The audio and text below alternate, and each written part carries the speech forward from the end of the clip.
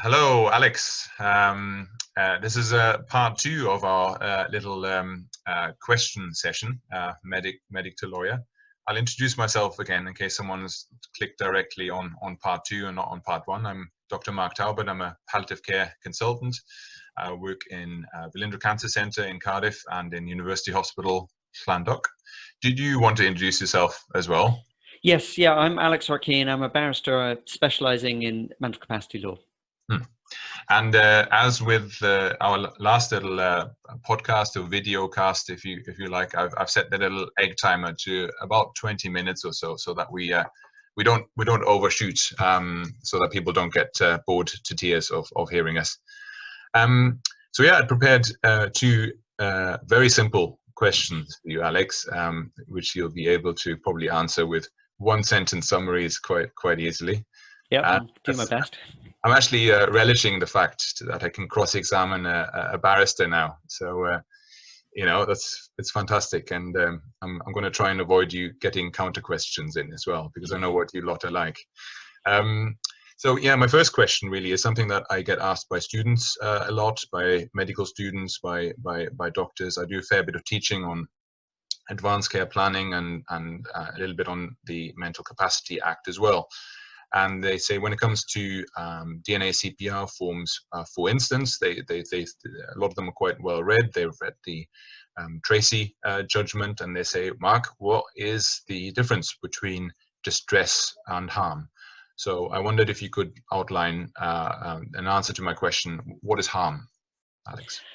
Yes, that's a really important question. And I think, can I just contextualize it very slightly? Yes. Because I think it's important to understand what the court was trying to do in that case. Because, and I should say, I was involved for Addenbrooke's Hospital at the beginning of the case, and then I went on sabbatical. So although my name doesn't appear on it, I very vividly remember the case.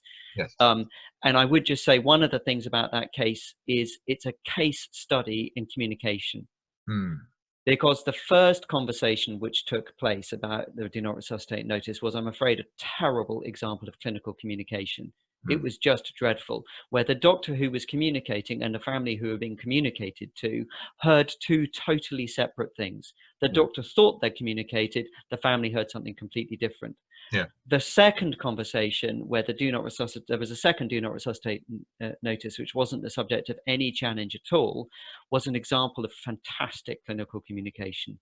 Really, really good, where both, as it were, groups of people understood what the other was seeking to get. Yeah. That the first aspect was just a really poor example of clinical communication. And what the court was really trying to do was say, look, we know do not resuscitate notices are very regularly used. We also do know, because we've got evidence before us, that CPR doesn't always work. So we're not saying that CPR is necessarily going to save the day in every single situation. And we also do understand that do not resuscitate notices aren't advanced decisions to refuse treatment. They're not the patient's own decision. They're a clinical decision about what's likely to work and whether or not it's going to be offered in any particular case. So they're not binding documents, but we understand that if there's a do not resuscitate notice in place, it is very, very much more likely that the person faced, especially at 3 a.m, with someone who hasn't gone into cardiac arrest, is not going to do much more than go, here's a do not resuscitate notice, I'm not going to attempt CPR. So it's that fact between the fact of the conversation and, well, what's meant to be the conversation and the recording in the notes by the doctors of the do not resuscitate notice, and then what's likely to happen, is that the court was very prepared to accept that that is a potential huge infringement of the person's Article 8 rights. Article 8 right to autonomy, to choose what happens to them. So against that backdrop, they're saying it's incredibly important that doctors to communicate with the person what they're thinking. So it's that very kind of simple idea. And it was obviously arguments put by lawyers to lawyers. And in the cold light of day, in the courtroom, it sounds very easy to say, well, it must be obvious that you can always have a conversation. So why would you never have a conversation? So what's the threshold for not having a conversation? Well, it's got to be a pretty high threshold. It can't be the doctor taking some paternalistic view that I don't want to worry Mrs. Jones. You can sort of hear the tone of voice. Oh, I don't want to worry her. Don't want to trouble her. It's a difficult time. You know, it's just easier if I do it. And I think it's fair. I'd be interested in your view, but I suspect it's the case. That's probably an attitude which is definitely has been around.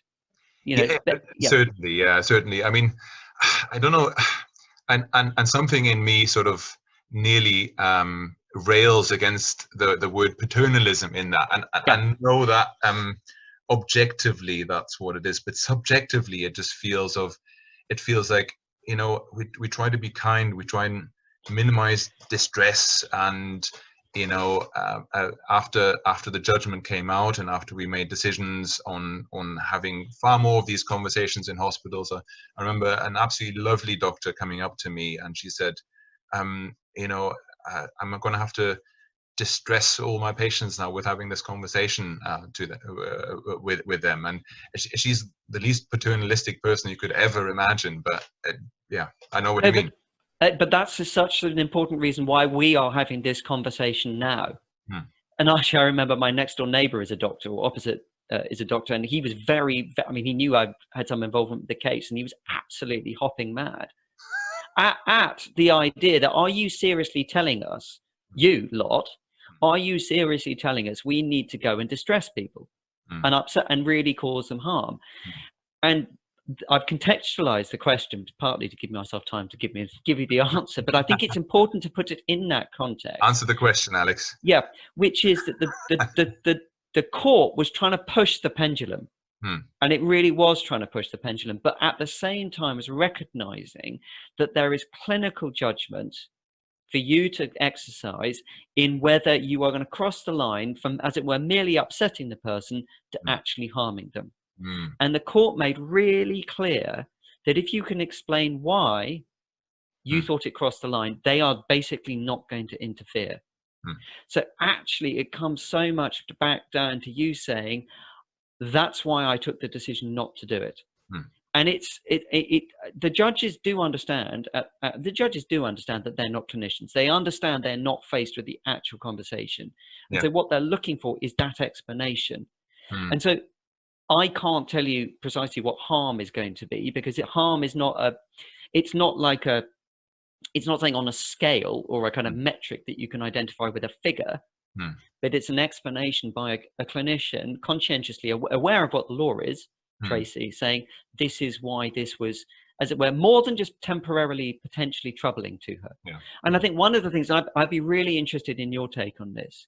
I think one of the things is people sometimes shy away from difficult conversations, but actually sometimes having the difficult conversation is a really important thing to do, and actually could be really positive and really helpful in terms of, for instance, identifying wider priorities for the person, which go beyond merely this fixation on CPR, which we were talking about in the first bit of our chat, and actually could get a bigger picture of what's important to them more across the board about, for instance, is it more important to be kept alive at all costs or be kept comfortable? And so with that shove, rather a sort of indelicate shove from the courts, it may be, but maybe that's just me being starry-eyed and idealistic about, or kind of hopeful about that impact. No, it's true. I mean, there's lots of things with it, but I think it certainly has caused more doctors are having, and more nurses are having, those really important conversations now, and I think that's what has to happen. And I think the nice thing is that more are having it, and they're brilliant communicators, or they've really enhanced their communication skills, and they've really looked into it, how to bring up the topic, and how to bring up the topic of CPR in the context of all the other treatments that might be available. So, you know, I've got patients who, you know, are having active, if you want to call it, cancer treatments, and having chemotherapy. They're on research trials, they're having immunotherapy, they're having radiotherapy, all sorts of things. But they've also got a DNACPR form in their pocket, and they know exactly that is one of the many things on the medical menu, if you like, that they wouldn't choose. And that's how they look at it. So I've got this little video on Talk CPR, which is the treatment ladder approach. So I talk to people through all sorts of treatments, and you'd be surprised that lots of people actually opt out of some other treatments as well. You know, recently, you know, I had a person who didn't want blood transfusions because of religious views. And so if you look at it from a wider context, I think that can be very, very helpful. But if it's useful for you, when I talk to my students or to talk to doctors about this, or nurses, I tend to look at distress versus harm. Harm more perhaps in the sort of longer term impact of something. So Yeah. I've had a conversation with someone and they've been really, really distressed, and I know perhaps they're in an awful state of really dark depression, and they're very fearful and anxious, and they've told me multiple times beforehand that they don't want to have a discussion about medical treatments, and they've warned me, and I feel myself forward in a conversation a lot of the time. So I sort of say, okay, is it okay if I continue along this line of communication? And if they clearly say, no, I really don't want to talk about this, it really freaks me out, it really distresses me, actually just carrying on because I want to would seem wrong and paternalistic and harmful as well. Yeah. So that's kind of my approach around it. So maybe there's a more long-term effect that it might have on you, but also in the short term. Whereas distress, I would maybe see as something that it's a bit distressing. It's horrible having a DNACPR discussion in some ways and filling in form for someone and giving them that form. I mean, who wants a DNACPR form? Let's be frank about this. But it's distress where you kind of say, oh, okay, yeah, it's a bit like making a will. Maybe you have to think about the worst, but then I've done it. And actually, some people feel better that they've done it later. And then 24 hours later, they say, you know what, really good that we've done this. I'm really happy that we did this. My family were a bit distressed initially, but they've taken it on the chin. And now we've discussed this whole matter. You know, that's how I look at it, maybe. Yeah. And I, as a lawyer, would be more than content with that as your explanation for why it wasn't in the particular case that you said, no, I am not actually, my job here is not to hurt this person. Yeah. And there's got to be, I mean, the law is not, contrary to some people's views, not completely idiotic. And if actually in seeking to do good or seeking to implement someone's rights, you are actually harming them, something has gone slightly wrong. Yeah. Yeah. And that's where I think people, I do think people sometimes have really misunderstood that judgment. Yeah. And I think that's the calibration is the important bit. Yeah. I'm just looking at my time. I've got a few minutes left, actually. Yep. So I'm going to ask my second question, which is what is making a decision, or what is a decision? And I'll flesh that one out a little bit for you. So if I'm sitting with a patient, I'm having a conversation with them or whatever, and I'm signing I as a clinician, I'm signing a DNACPR form. Yep. Does that in itself constitute making a decision, as the term is used in the Mental Capacity Act, where it says, I think, any decision made on behalf of a person who lacks capacity must be done or made in that person's best interests. And yeah, I think people listening to this might say, well, that's an easy yes, of course it is. But if a DNACPR form is signed in hospital on behalf of a patient with cancer who lacks capacity, and 3 months later, at home, he or she has a sort of cardiac arrest, a decision whether to administer CPR is made by the first attenders at the time of that arrest. And then the DNACPR form is said to be advisory only. Are they both decisions? Is the first one not a decision? Or is the commencement of CPR at the time when the arrest happens a decision? And you know, if we want to take that further, when it comes to ARBIDs, it gets more interesting. And you've seen maybe my sort of question beforehand to you in emails on this one as well. But I'll maybe just stop now and see if you want to answer that. It's actually it's an annoyingly complex answer, which I'll try and make simple. The short answer, well, the easiest way of thinking about what a decision is. You've got 5 minutes. I will be able to cover it within that, I hope. The easiest way of thinking about what a decision is within the context of the Mental Capacity Act is it a decision the person could have taken for themselves? So a person is never going to make a DNACPR decision for themselves. They are never going to decide for themselves to put a do not resuscitate notice in their records. That's just, you can't do that. If you say, I don't want CPR, you have to make an advanced decision to refuse CPR. As it's a life-sustaining treatment, it would need to be in writing, it would need to be witnessed, and it would need to say, I'm aware that this will take effect even if my life is at risk. Do not resuscitate notices just don't contain that. That's just not what they are. So it's not a decision on behalf of the person.